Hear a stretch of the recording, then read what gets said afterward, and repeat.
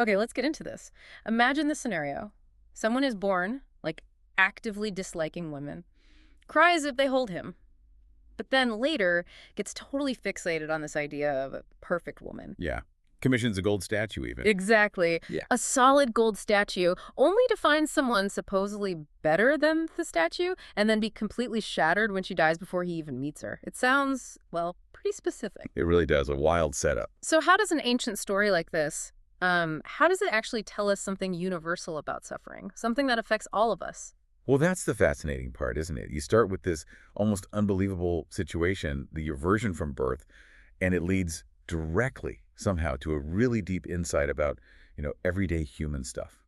Grief, fear. And that's exactly what we're diving into today. We've been looking at these excerpts from the Dhammapada, this collection of stories. Specifically, story number 169 is about a figure named Anitthigandhakumara. We've got the original Pali and a Thai translation, which is helpful. And they line up pretty well, giving us a clear narrative. Right. So our mission here is to kind of unpack this story, understand this character's really weird journey. Definitely strange. Pull out the surprising moments, because there are a few. And most importantly, really get to grips with the core teaching the Buddha gives at the end.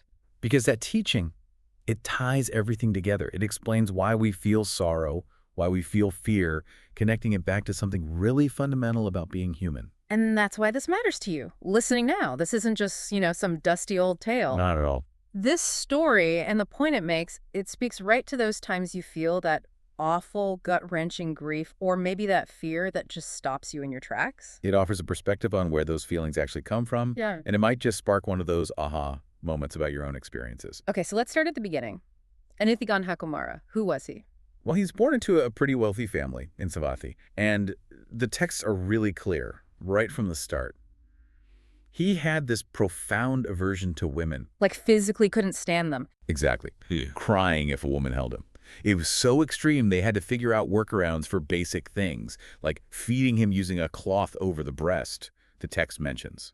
Wow. That's intense. And it wasn't learned, it was just there. Seems so. The sources actually link this to his previous existence. They say he'd recently been reborn from the Brahma realm. Ah, okay. A realm often described as being beyond typical sensual desires. Precisely. So in that context, his aversion, while extreme, kind of makes a certain narrative sense within the cosmology. Okay, so he grows up like this. What happens when he gets older? Marriage presumably comes up. It does. He's from a prominent family, so, lineage matters. His parents urge him to marry. And his reaction, given the aversion? Predictably, he refuses point blank. Says something like he has no need for women. The parents being parents, I imagine they persisted. They did, and eventually he sort of gives in, but with this absolutely extraordinary condition. This is the statue part, right? This is the statue part. It's almost like he's setting an impossible task. He tells them, okay, gather 500 master goldsmiths. 500! Yeah, think about the scale. And provide 1,000 gold coins worth of red gold, which sounds like really high-quality, valuable gold. To do what? To craft an extremely pleasing, solid gold statue of a woman. A perfect female form, basically. Oh, okay. And the condition? The condition was he would only marry if they could find a living woman who looked exactly like this perfect gold statue. Talk about an impossible standard. Did his parents actually go for it? Amazingly, yes. Maybe out of desperation. They commission the statue, it gets made, and then they send out skilled Brahmins with his golden statue to search the land. Carrying a life-size gold statue around? Apparently. Their journey takes them to Sagala city in a region called Maratha. And believe it or not, they find someone who might fit the bill. Really? A 16-year-old girl, described as incredibly beautiful, living high up in a 7-story palace, suggesting she's also from a wealthy, important family. Okay, so they found a candidate. How did they make the comparison? You can't just walk up with a gold statue. Well, they came up with a clever, if slightly odd, plan. They placed the golden statue near a path leading down to a bathing place the girl used. Okay. Lying in wait, basically. Sort of. And then the girl's wet nurse comes along. The wet nurse. Yeah. And she sees the statue from a distance and completely mistakes it for the actual girl. No way. Yes. The text says she thought it was her charge, the young woman, who'd gone ahead to the bathing spot after just being bathed. So she starts scolding the statue. Scolding the golden ideal. And apparently even gave it a slap. You're kidding. That's vivid. It really is. But of course, the statue doesn't react. It's just stiff and lifeless. So the wet nurse quickly realizes her mistake. And the Brahmins were watching this whole time. Right there. They step in and ask her, essentially, is your young lady like this statue? What does she say? Was the girl like the statue? This is the crucial part. The wet nurse says, no, my girl is even more beautiful than this statue. Wow. So reality surpassed the ideal he'd created. Exactly. So the wet nurse arranges for the Brahmins to actually see the girl properly. They bring the girl down to a lower level of the palace near where the statue is. The big comparison moment. And the text gives us this amazing detail. When the real girl stood near the gold statue, the statue's radiance diminished. It looked dull next to her. The living beauty outshone the crafted perfection. That was it for the Brahmins. They knew they'd found someone who not only matched but exceeded the impossible standard. So they made the arrangements to bring her back to Savatthi, to the prince. Okay, so back in Savatthi, what's happening with Anitthigandhakumara? He hears the news, this guy who hated being touched by women. This is the huge turning point for him internally. He gets the report. They found a girl, and she's even more beautiful than the incredible gold statue he designed. And his reaction? Did the aversion kick in? Quite the opposite. The sources are very specific here. It says, affection arose in him just from hearing this report. Affection? For someone he's never met. Yeah. Based purely on her surpassing his golden ideal. Exactly. That deep-seated aversion just flipped. He became intensely eager, urging them to bring her to him quickly. He got attached to the idea of her. So he's built up all this anticipation, this intense desire after a lifetime of the opposite. And then the journey. Then comes the tragedy. Yes, they put the girl in a vehicle, likely a carriage or litter, for the journey back. But the sources mention her extreme delicacy. Delicate? It seems so. And the journey was rough.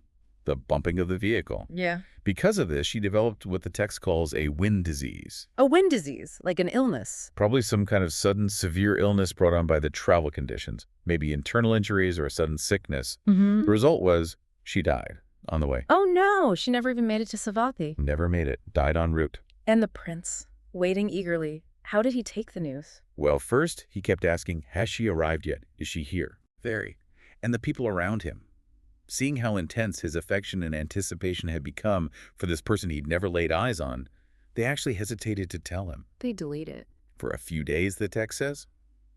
They could see how invested he was. But eventually, they had to tell him she died on the journey. And his reaction. Utter devastation. The sources say he was just overcome with great distress. He kept lamenting that he never got to meet such a woman. His sorrow was described graphically like a mountain crushing him. Just completely overwhelmed by grief. Totally. Stopped eating, wouldn't leave his room, just lay there, crushed by the loss of this potential, this ideal he'd become so attached to. An ideal he hadn't even met. And it's at this low point, this point of intense suffering, that the Buddha enters the story. Exactly. The texts state the Buddha, through his insight, perceived the prince's situation. He saw that the prince's intense suffering actually made him receptive. It created a basis, or upanasaya, for understanding a fundamental truth. So the suffering itself created an opening for wisdom. That's the idea. So the Buddha went to the family's home as if on a normal alms round. And the parents. They welcomed him respectfully, offered him a meal, standard practice. After the meal, the Buddha casually asks about their son, Anitthigandhakumara. Leading the conversation. Gently, yes. The parents explain everything, the deep sorrow, his refusal to eat, his seclusion. The prince is then called to come see the Buddha. He comes out. Yes, he pays his respects and sits down nearby. And the Buddha gets straight to the point, but compassionately. He asks him directly, have you developed great sorrow? And the prince? Does he deny it? No, he confirms it. He explains, yes, it's because the woman they found, the one who matched the description, died on the way. He says food has no taste for him anymore. He's completely consumed by this grief. He knows that he's suffering intensely. Oh, absolutely. He feels the pain. But then the Buddha asks the absolutely crucial question, the one that changes everything. What's the question? He asks the prince if he knows what his sorrow depends on.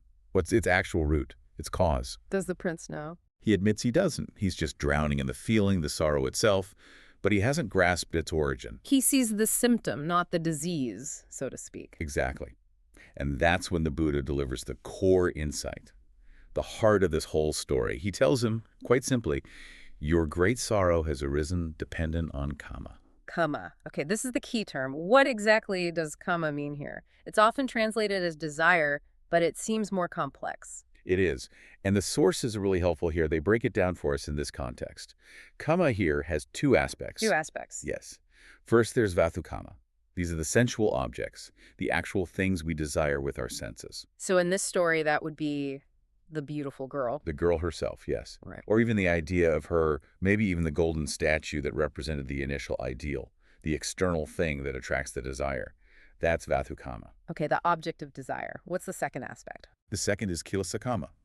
These are the sensual defilements or mental states. This is the internal part, the longing, the craving, the affection, the attachment that arises in the mind towards the object. Ah, so it's the wanting itself, the clinging, that feeling the prince developed when he heard the report. Precisely. That sudden affection that arose in him, that intense desire and anticipation for arrival, that is kilesa kama.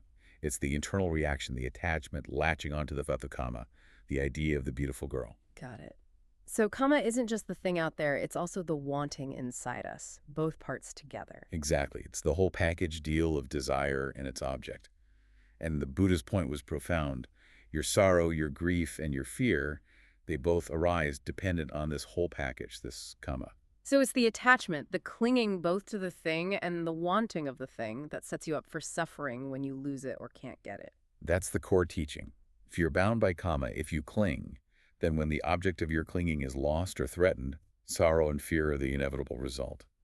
They arise dependently on that clinging. And the Buddha summed this up with a verse, didn't he? The source is quoted. Yes, a very potent verse. From kama arises sorrow. From kama arises fear.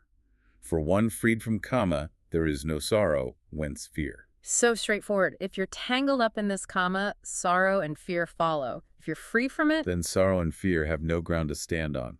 The external event might still happen, loss is part of life, but that crushing, devastating weight of sorrow and the paralyzing fear that come from attachment, they just don't arise in the same way, or perhaps at all. freedom from kama is freedom from that specific kind of suffering. That's the insight. And what was the effect of this teaching on Anitthigandhakumara? He was in the depths of despair. Quite incredibly, the texts state that right then and there, at the conclusion of this teaching, he attained the fruit of stream entry. Sodapati. Wow, the first stage of enlightenment, just from understanding the root of his own intense grief. It seems that understanding was so profound, so directly relevant to his immediate intense suffering, that it triggered this fundamental shift in his understanding of reality. From aversion to idealized desire, to crushing grief, and into liberation from that cycle, at least partially. What an incredible arc. So recapping, we have this man who starts with aversion, builds an impossible ideal, transfers intense affection and attachment to a real person based on that ideal without ever meeting her, and is then utterly destroyed by grief when she's lost. And the ancient insight, delivered right at his moment of greatest pain, points directly to the mechanism. The sorrow isn't just because she died, it's because he was so deeply attached, so caught up in kama, both the idea of her, vathu kama, and his own intense wanting and affection, kilesa kama. It really makes you think about our own lives, doesn't it? How much of our pain comes not just from things happening, but from our clinging. It's a powerful lens to look through, which brings us maybe to the final thought for you listening. Yeah, something to chew on. If this story, this deep dive into these texts, really suggests that sorrow and fear are fundamentally rooted in our clinging, in our kama, Clinging to things, people, ideas, futures we desperately want. then what does that imply for how you navigate life? A life where, let's face it, loss, change, things not going our way, that's just constant, it's unavoidable. So the question maybe isn't how to avoid loss, Yeah. but how to relate to our desires and attachments differently. What might it look like, in your own experience, to just start noticing that clinging more clearly? To explore, perhaps, a different way of holding on to things, or maybe learning how to let go.